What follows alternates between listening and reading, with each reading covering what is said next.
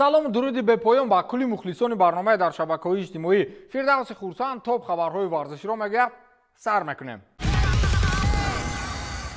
Карло Анчелотти сармураббии дастаи Реал Мадрид аз ҳисоби ғалаба ҳамчун сармураббӣ бо ин бошгоҳ Зинедин Зиданро гузашт ва мавқеи дуюми рӯйхатро аз рӯи ин нишондод соҳиб гардид. Реал Мадрид мавсимро хеле ба қавле зур оғоз кард ва дар 5 даври чемпионати Испания 5 ғалаба дорад ки феълан лидерии ҷадвали Ла Лигаро бар уҳда гирифтааст. Реал ягона дастае дар ин мавсим аст ки ҳоло ягон хол аз даст надодааст. ғалаба дар бозии охирон муқобили Реал Соседад барои Анчелотти имконият дод ки аз рӯи нишондоди ғолибияти бештар ҳамчун сармураббӣ аз Зидан пеш гузарад. Барои мавқеи аввалро соҳиб шудан барои Карло Анчелотти ҳоло дери дер аст. шояд ки ҳатто ба он нарасад. Мигел Муньёз дар ин рӯйхати оморӣ ба қавле ҷои элит медорад ки бо 357 ғолибият дар ҷои аввал аст. Мадрид бо Карло Анчелотти 112 ғолибият дар Ла Лига, 36 ғолибият дар Лигаи Чемпионҳо, 17 то дар ҷоми Испания, 4 пирӯзӣ дар чемпионати ҷаҳонии бошгоҳҳо,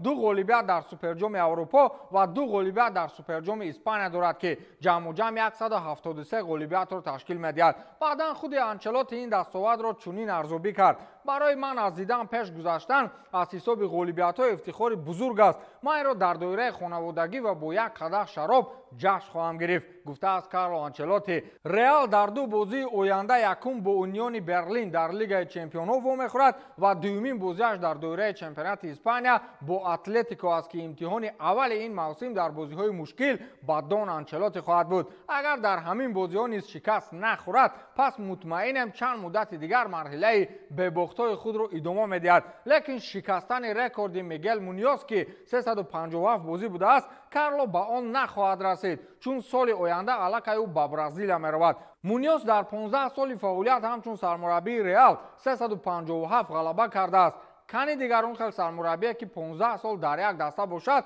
ҳозир камтар гӯшад чапана ҷунбад, дарҳол ба истеъфо равон мекунанд. аз одама сармураббӣ бисёр шудааст.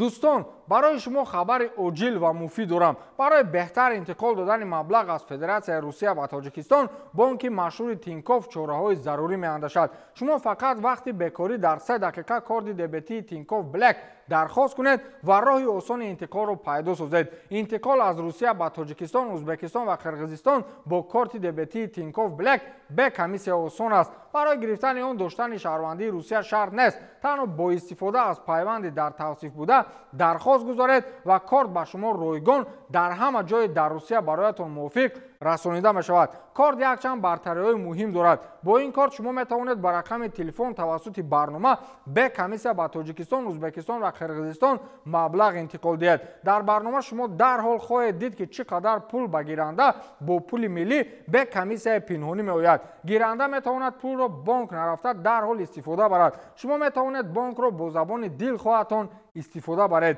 барномаи бонкӣ ва банкоматҳои Тинкофф бо забонҳои тоҷикӣ, узбекӣ ва қирғизӣ кор мекунад ва хадамоти дастгирии бонк бо забонҳои узбекӣ ва тоҷикӣ аст. ин корт инчунин бо дизайни ҷолиб бо нақшу нигори хусаи мо дастрас аст. пайванди дар тавсиф бударо пайгирӣ кунед, корти дебетии Тинкофф Блекро дархост кунед ва аз ҳама бартариҳои он истифода баред.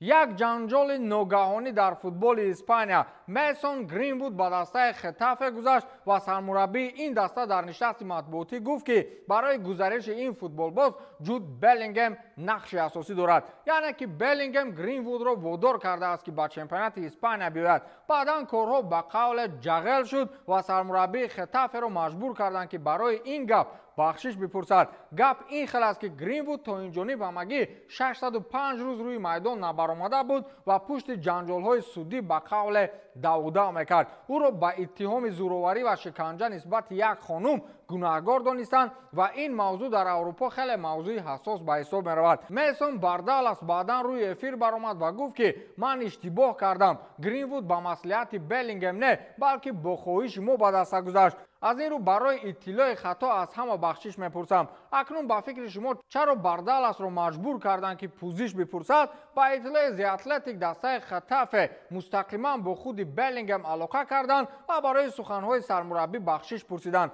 این در حال سر زد که اطرافیان شخصی و باشگاهی بلینگهم زود بعد این گپ‌ها به باشگاه خطافه برآمدند و خواستند که این مسئله را حل و فصل نمایند، چون آنها نخواستند که اسم بلینگهم در صحنه‌های رسانه‌های خبری در کنار نفر باشد که با شکنجه خانم‌ها سر و کار داشت. گرین‌وود بیچاره یگان شپلاق زد نزد که برای نامش را گرفتن آدمان میترسند. برای همین مبادا اروپا رفتید از چیزی نه از آنها احتیاط شوید. از نامردی یک زنکلان دیگر حرف میزنیم. این البته شوخی است، ولی ماورو ایکاردی گل اولین حکیم زیش را دزدید. در دور پنجم چمپیونات ترکیه دسته‌های گالاتاسرای و سامسونسپور با هم وا خوردند و بازی به نفع استانبولی‌ها به حساب 4-2 خاتمه یافت. در دقیقه 67 بازی حکیم زیش فوتبالباز نوی دسته گالاتاسرای توپ را به کنج دروازه حریف روان کرد. باور کنید این توپ از روی سرعت 220 حرکت می‌نمود که در همین میان از کجای ماورو ایکاردی پیدا شد و به قول دروغ سر خود را آهسته اکک به توپ رسانید. گل به نام ایکاردی نوشته شد. این هم در حالی است که حکیم زیش با هیئت دسته گالاتاسرای اولین بازی خود را دایر نمود و امکان داشت که اولین گل خود را در این بازی به هدف رساند، اما از کجای ماورو ایکاردی به قول مثل تنگم پیدا شد. سرخیو راموس دیگر باره پس از 18 سال در هیئت سویل به میدان برآمد و مشکل ترین فرصت دسته را برطرف نمود. شر در همه جا شر است. در بازی دور پنجم چمپیونات اسپانیا راموس از هیئت اساسی در بازی مقابل لاس پالماس به میدان برآمد. راموس 37 ساله دستپرور تیم سویل بوده. سال 2005 آن را ترک کرده به ریال مادرید گزارش کرد. آخرین دسته سرخیو راموس این تیم پسژ بود که در آخر موسم از آنجا خارج شد. فوتبالباز همچون بازیگر آزاد با سویل قرارداد همکاری به تصویب رسانید. در بازی با لاس پالماس دسته سویل با حساب 1-0 به یگانه گل دادی لوکه باکیو غلبه کرد و در یک فرصت مشکل که قریب بود تو به دروازه سویل وارد شود محض سرخیو راموس آن را برطرف نمود و با همان یک گل بازی به آخر رسید. پس از بازی راموس بازگشت 18 ساله اش را به سویل بیان کرد. من احساسات خیلی قوی داشتم. با مردم خود، خانه خود، مخلصان خود واخوردن خیلی هیجان آور است. این یک چیز بی‌نظیر است که آن را به سخن توصیف کردن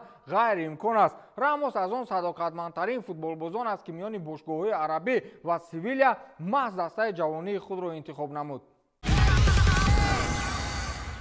این رومای دیونه را دیده چیکار کرد؟ در دایره بازی‌های دور چهارم سری آ دسته‌های روما و امپولی اندر میدان رقابت گردیدند. واخوری دسته‌ها در ورزشگاه المپیکوی شهر ریم برگزار گردیده با حساب بزرگی 7-0 بر سود دسته روما انجام یافت. گل‌ها را از هیئت دسته روما پاولو دیبالا 2 مرتبه، رناتو سانچز، برایان کریستنته، روملو لوکاکو، جانلوکا مانچینی و آلبرتو گراسی به ثمر رسانیدند. با این غلبه دسته روما با کسب 4 امتیاز به زینه 12ام جدول مسابقه برآمد. در 3 دور قبلی دستپروران ژوزه مورینیو 2 باخت و 1 مساوی داشتند و پیروزی بر امپولی اولین غلبه روما در موسم امساله سری آ محسوب می‌شود. امپولی تا حال پس از 4 دور مسابقه یگان امتیاز در حساب ندارد و در ته‌خانه جدول مسابقه مسکن گرفته است. اینتر با 12 امتیاز صدرنشین جدول مسابقات میباشد. با همین تمام تا دیدار نوبتی خیر.